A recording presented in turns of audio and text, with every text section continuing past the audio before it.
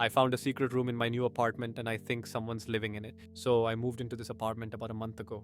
It's a decent place, cheap, kind of old, but in a good location. The landlord seemed eager to rent it out, which I didn't question because I was desperate for a place. At first, everything was fine, but then weird stuff started happening. I'd wake up and find my kitchen cabinets open, even though I know I shut them. Small things, like my keys, wouldn't be where I left them. One night I heard a faint scraping sound from inside the walls, but I brushed it off as pipes or mice. Then last week I came home from work and noticed something odd. The hallway closet, the one I never use because it's weirdly shallow, was slightly open. I knew I hadn't touched it.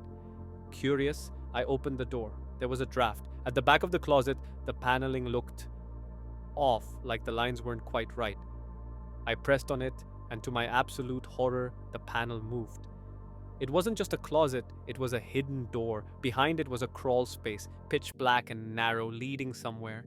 The air smelled stale, like something had been trapped in there for years. My stomach clenched, but I had to know. Using my phone flashlight, I stepped inside. The crawl space led to another room, a small room, and it wasn't empty. There was an old dirty mattress on the floor, a pile of food wrappers, empty water bottles, a notebook. Someone had been living here, maybe still was. I turned to leave, every instinct screaming at me to get out, but as I turned, my flashlight passed over the wall. There were words scratched into the plaster. Stop looking, or he hears you. Don't let him know you found it. I ran out of there so fast I nearly tripped.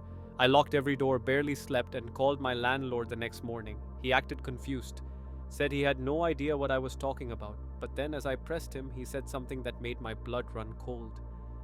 Whatever you do, don't open it again. I haven't gone back in there, but last night I heard breathing through the wall. I don't think I'm alone.